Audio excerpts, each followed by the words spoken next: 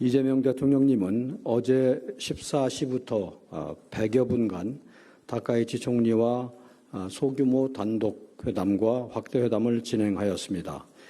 이후에 양 정상은 추가 환담 만찬으로 이어지는 일정을 함께하며 진솔하고 심도 있는 대화를 나누었습니다. 오늘 오전에는 고대 한반도와 일본 간의 1500여 년 이상 이어진 오랜 교류의 역사를 상징하는 호류지를 다카이치 총리와 함께 방문하여 정상 간 친교의 시간을 가졌습니다. 이번 정상회담은 작년 10월 다카이치 총리가 APEC 정상회의 참석 계기에 방한한 이후 불과 3달도 지나지 않아서 성사된 것입니다.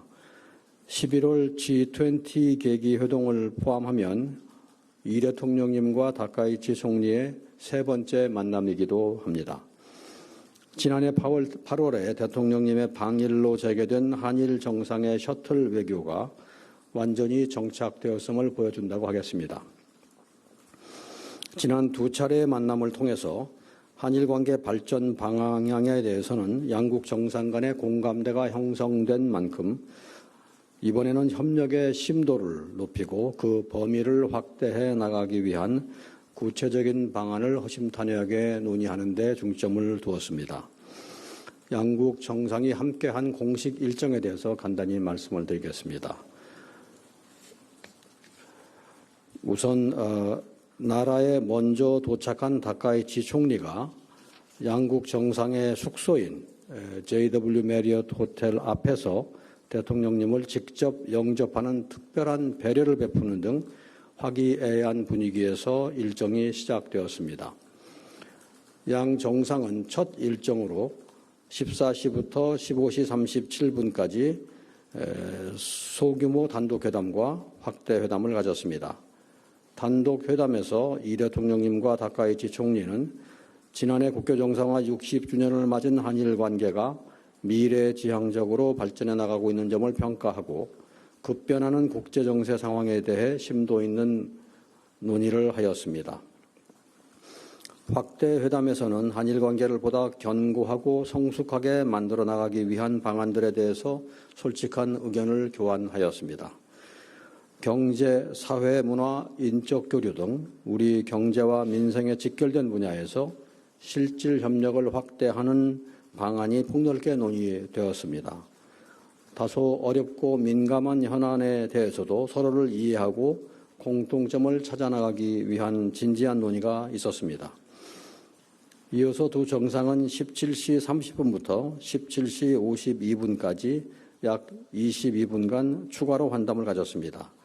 이는 정상 간의 유대를 깊이 하고자 하는 일측 요청에 따른 것으로서 단독 확대 회담에 이은 정상 간의 별도 환담은 그 자체로서도 매우 이례적이라고 하겠습니다.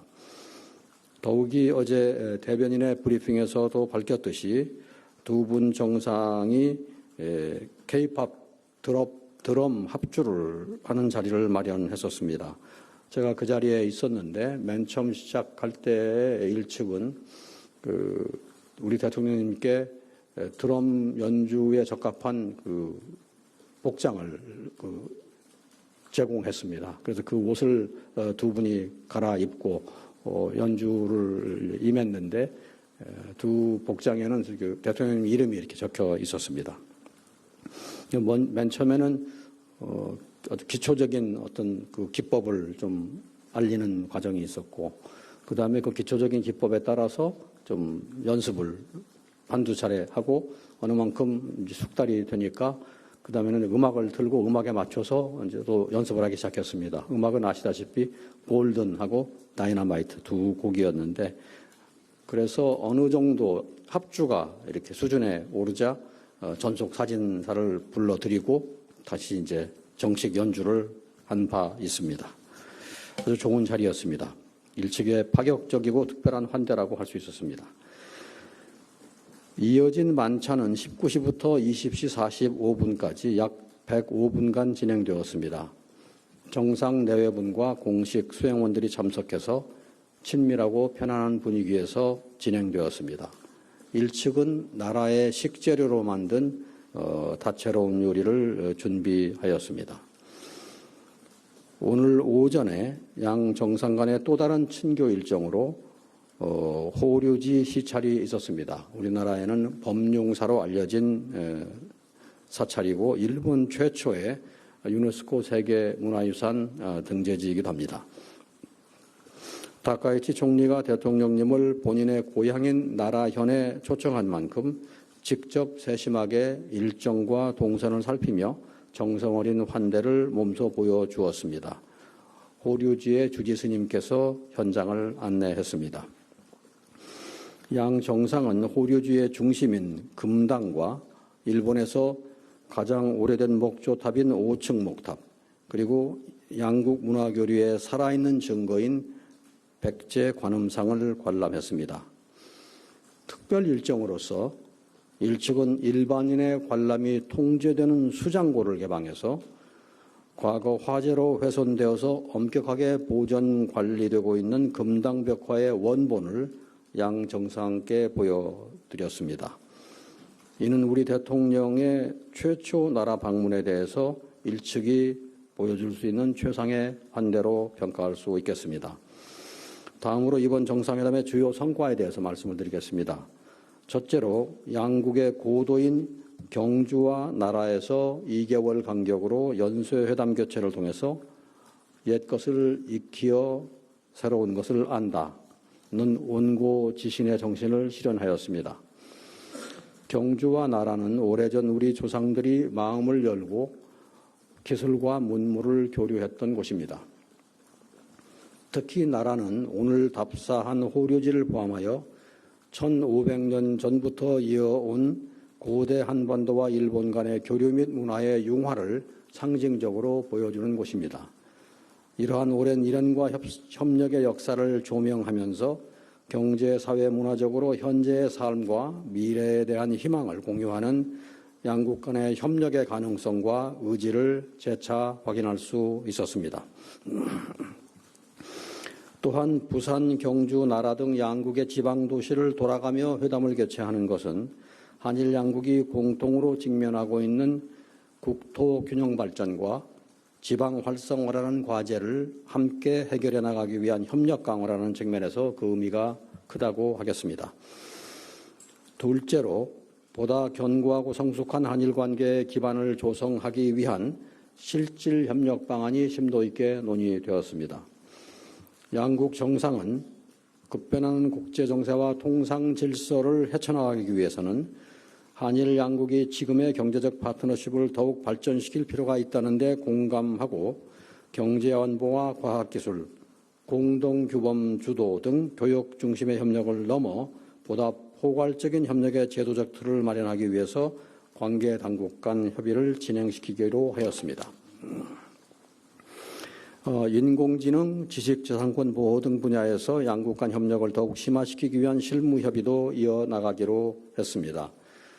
지난해 출범한 한일 공통사회문제 협의체 논의의 연장선상에서 앞으로도 지방성장 불균형, 저출생과 고령화 등 공통으로 직면한 과제 해결을 위한 구체적이고 실질적인 성과를 만들어 나가기로 하였습니다.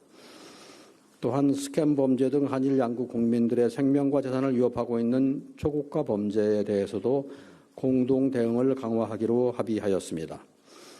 우리 경찰청의 주도로 지난해에 출범한 국제공조협의체에 일본이 참여하기로 하였으며 한일 양자 차원에서도 공조를 체계화하기 위한 문서를 마련하기로 하였습니다. 아울러 양국 정상은 앞으로 한일 양국 관계 발전을 이끌어 나갈 미래 세대 간의 상호 이해와 교류 증진이 무엇보다도 중요하다는 데 뜻을 같이 하였습니다. 셋째, 과거사 현안과 관련하여 인도주의 차원의 협력을 강화하기로 하였습니다. 양국 정상이 공동 언론 발표를 통해서 설명드린 대로 1942년 일본 야마구치현 우베시 조세이 탄광 수몰 사고 현장에서 지난 8월에 발견된 유해 신원 확인을 위한 DNA 감정을 위해 관계 당국 간 협력을 해나가기로 했습니다. 이 문제는 단독 회담에서 다카이치 총리께서 제기하신 주요 현안 중에 첫 번째 번째로 제기한 이슈였습니다. 다카이치 총리께서 이 문제를 맨 먼저 언급하셨습니다. 이는 유족들의 오랜 염원을 실현하는 첫걸음이자 한일이 공유하는 인권 인도주의의 보편적 가치를 토대로 과거사 문제를 함께 풀어나갈 수 있는 실마리도 될 것입니다.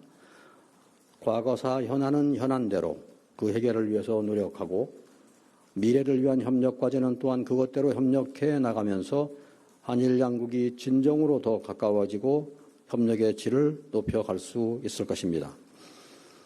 마지막으로 이번 정상회담은 국제정세가 그야말로 요동치는 현 상황 하에서 우리의 국익중심 실용 외교를 어떻게 실천해 나갈지를 보여주는 한 단면이라고 하겠습니다.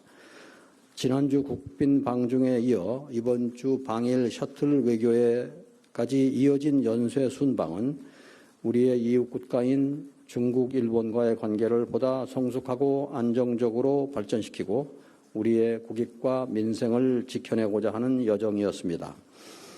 한일 양국은 서로가 영내 평화와 안정에 있어서 중요한 파트너임을 재확인하였고 최근의 영내 상황을 포함한 여러 지역, 글로벌 현안에 대해서도 소통하였습니다. 양국은 한반도의 완전한 비핵화와 항구적 평화 구축에 대한 의지를 재확인하고 대북 정책에 있어서 긴밀한 공조를 이어나가기로 하였습니다. 대통령님께서 어제 공동 언론 발표 시에 언급하셨듯이 올해는 지난 60년의 한일 관계를 돌아보고 새로운 60년을 준비하는 출발점입니다. 이번 방일에서 정상 간의 진솔한 대화가 각급에서 보다 다양한 소통으로 이어져서 한일 간 협력이 더욱 확대되고 공고화될 수 있도록 계속해서 뒷받침해 나가고자 합니다.